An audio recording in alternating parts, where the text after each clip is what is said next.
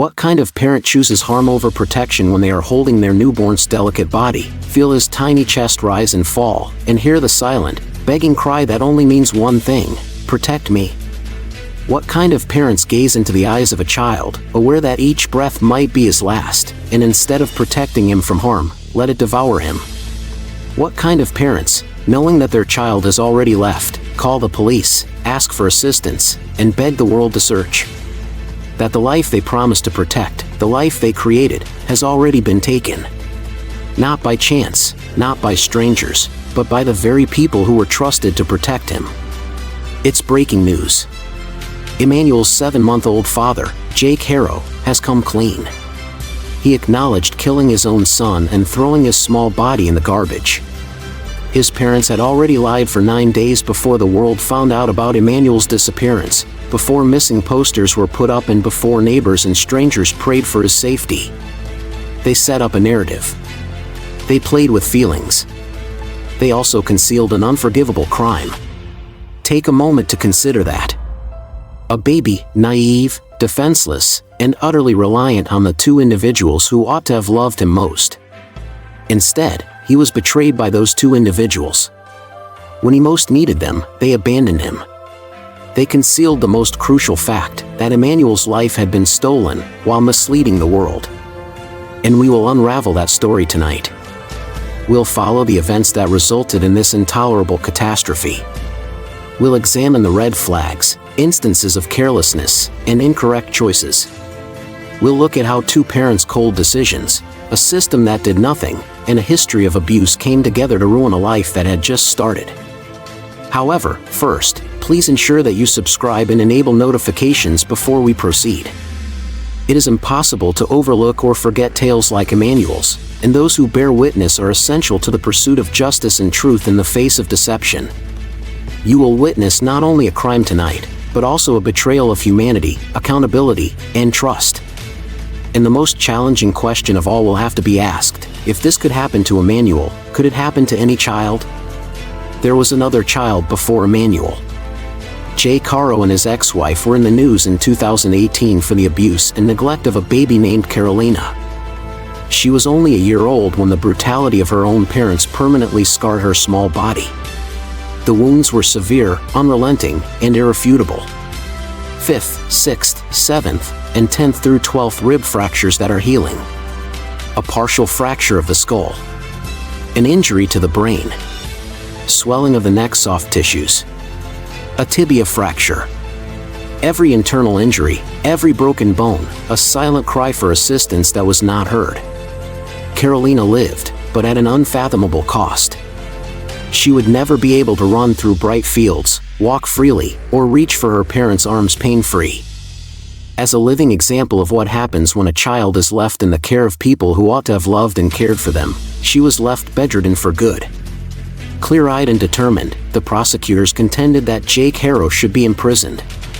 They produced witnesses, evidence, medical testimony, and bleak photos that should never have been shown in court. However, a visiting judge from a nearby county decided to be lenient in 2023.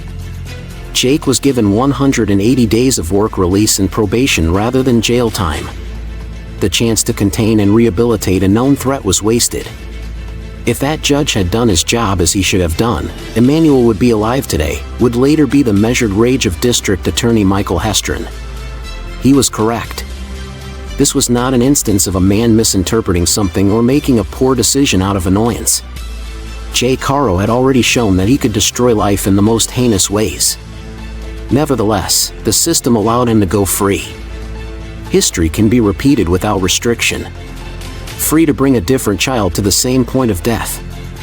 Think about it. The world gave him the keys to a new home, a new chance to cause harm, even though one life had already been taken and another had been irrevocably damaged.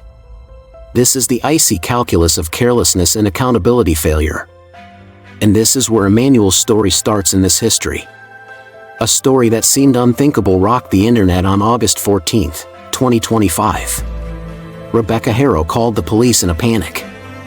She said she had been knocked unconscious in a parking lot while changing her son Emmanuel's diaper, and when she woke up, her baby was gone. A stranger took him, she said. A frantic cry for assistance echoed over the radio. The news spread in a matter of hours. The picture of a 7-month-old boy went viral on social media. Missing posters appeared on grocery store bulletin boards and telephone poles. Strangers formed search parties. Online forums were filled with messages of prayer, fear, and hope. Television crews swarmed into Cabazon's peaceful streets to record residents holding vigils, lighting candles, and pleading with the universe to return a child who had not yet encountered the harshness of the world. Meanwhile, those who ought to have loved Emmanuel the most were already aware of the reality. His parents had already decided his fate behind the cameras and the sirens. Every entreaty, every frantic declaration, every tearful interview, a performance meant to conceal a horror already perpetrated. Forensic investigators would later piece together the grim timeline. Given his injuries, which were consistent with repeated abuse, Emmanuel most likely passed away between August 5th and August 14th, days before the public even became aware that he was missing. The abduction was a fabrication. A well-crafted narrative that aims to dispel suspicion, influence people's emotions, and buy time before the crime is eventually revealed. The most vicious aspect of it all? The entire world looked. The populace came together. Nevertheless, there was no possibility that Emmanuel would be discovered alive. Every hour spent wishing and yelling his name was a fabrication by those who were supposed to keep him safe. The adults who were sworn to care for the child saw his brief life come to an end, not fate. Emmanuel lay silent, invisible, and unheard as the sun set on those desperate days, forsaken by the very people who had vowed to protect him. Investigators started to see holes in the narrative that had captivated the country as the desperate hunt for Emmanuel progressed. Although Rebecca Haro's story was initially believed to be true, it contained some concerning contradictions. She said the scene was the parking lot, and there were no indications of a struggle there. There were no witnesses to the kidnapping. Everything appeared to have been practiced. Each response was measured, as though it had been practiced for the cameras, intended to deceive people who thought the missing child was innocent. Detectives worked fast. The Haros Cabazon residence was the site of warrant executions. The car belonging to Jake Haro was seized and searched for evidence. To search along sections of Freeway 60, cadaver dogs, noses trained to detect the scent of a life lost, were brought in. With increasing suspicion, every corner was explored and every trash can was examined. The weight of a carefully concealed truth weighed heavily on investigators. It was becoming increasingly evident by the hour that they were not tracking a kidnapper or hunting a stranger. They were dissecting a falsehood. It was oppressively tense. The day gave way to night. The community eagerly awaited the expansion of the search. Then, the tipping point. According to reports, Jake Haro confessed. He acknowledged killing his own son, Emmanuel, and throwing the small body in the garbage. The admission destroyed the flimsy illusions that had sustained hope in the hearts of strangers, neighbors, and even officials. No one could have predicted how cold the truth would be. Emmanuel had left. Even though his remains have not yet been found, investigators had a solid lead, a rough idea of where he might be, which was the last step in a tragic journey that shouldn't have started. It was a heavy realization. A community had come together for 9 days, believing that a child would survive. They had prayed, called, and searched, but his parents, who had been tasked with keeping him safe, already knew he would never come back. It had been a well-planned lie. A cruel performance concealed the ultimate betrayal. And it was then impossible to overlook the extent of their deceit. Someone killed a kid. A falsehood was spoken. The world lied. And justice is just starting to catch up. The story of Emmanuel Haro shifted from the parking lots, streets, and desperate searches into the solemn halls of justice after the grim confession was verified. The formal charges against Jake and Rebecca Haro included filing a false police report in addition to the murder of their infant son. A community that had come together to find a missing child had its trust betrayed by this act.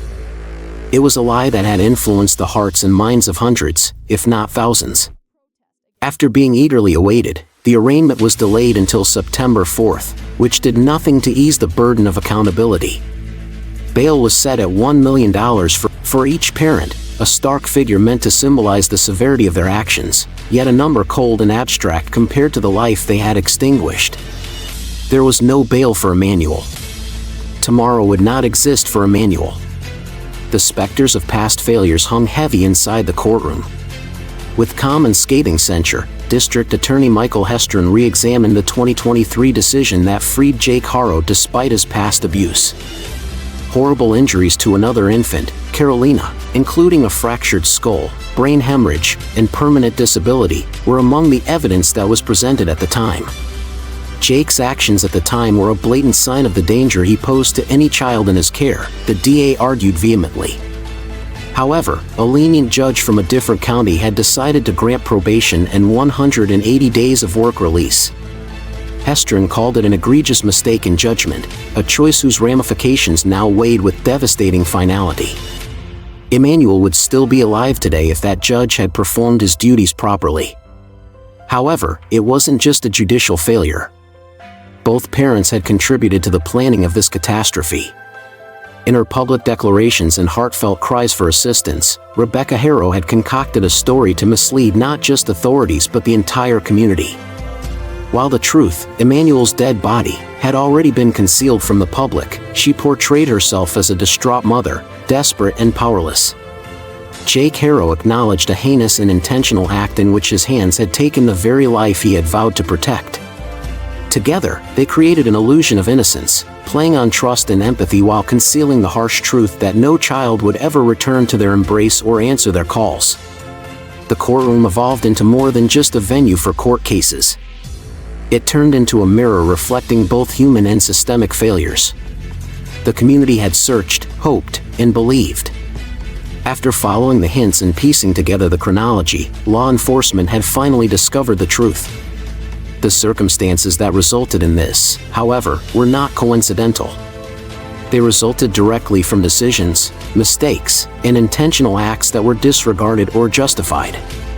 This was a tale of double betrayal, betrayal by those in positions of authority and betrayal by those in charge of life itself. Emmanuel's death was the result of several avoidable incidents rather than just one terrible incident. They had disregarded warnings. There had been missed chances to take action. The thin line between safety and devastation had been crossed at every turn, leaving an innocent child dead and a community struggling to accept the unfathomable reality. Ultimately, the courtroom served as a sobering reminder that unheeded warnings and a delay in justice can have fatal consequences. Only now, in Emmanuel's opinion, could the law document the facts, place blame, and start the drawn-out process of holding the guilty accountable. For the world watching, the question lingered: how could two parents betray their child so completely? How could a system go so completely wrong? And how many more lives could be at risk if cautions are disregarded, confidence is misplaced, and innocence is left exposed? Emmanuel Haro lived for only 7 months. Every cry, coo, and frail gesture during those 7 months was an appeal for safety, an unanswered plea. The two people who had brought him into the world ought to have shown him love, care, and unwavering devotion with every tiny breath he took. Nevertheless, those cries went unanswered. Those cries were met with dishonesty. The very people who were supposed to protect him stole those breaths, leaving him forever silent. Consider that. A tiny, reliant life that was ended by conscious decisions and repeated failures rather than by accident or circumstance. Who pays the price when parents turn into destroyers rather than protectors, and when the legal system gives convicted abusers second chances? The child is always the one. The person is unable to speak for themselves, the person who is unable to protect their own right to life, development, and existence. We are now left to bear the consequences. Wait. The law will proceed. The courts will process the guilty. The community will also be in mourning. However, the question lingers, uneasy and weighty. How many other children are living their lives today with their cries unheard, waiting for someone, anyone, to notice, to act, to intervene before it is too late? If Emmanuel's life could be erased in silence, concealed behind lies and false hope. Emmanuel has left. His voice is cut off. Those who ought to have been his guardians brought his life to an end. and the unsettling reality still stands. We all need to acknowledge, comprehend, and never permit the failure to protect him to happen again. Since innocence is tragic once it is lost, losing it twice is a warning that was ignored. And the tale of a forgotten child is one of unchangeable grief. One fact remains clear as we follow this tragic tale: Emmanuel's life was taken, but his memory will never be forgotten. Every new information we learn and every update we provide advances the cause of justice. Not only for Emmanuel, but also for every child whose cries are ignored, every family whose confidence has been violated, and every community that demands answers. To be the first to know when new updates are released, please follow us, subscribe to this channel, and turn on notifications. Justice is a process, a constant search for accountability, transparency, and the truth, rather than a single event. As many people as possible need to hear Emmanuel's story to respect his life, however short it was, and to make sure that those who committed the crime are held entirely accountable.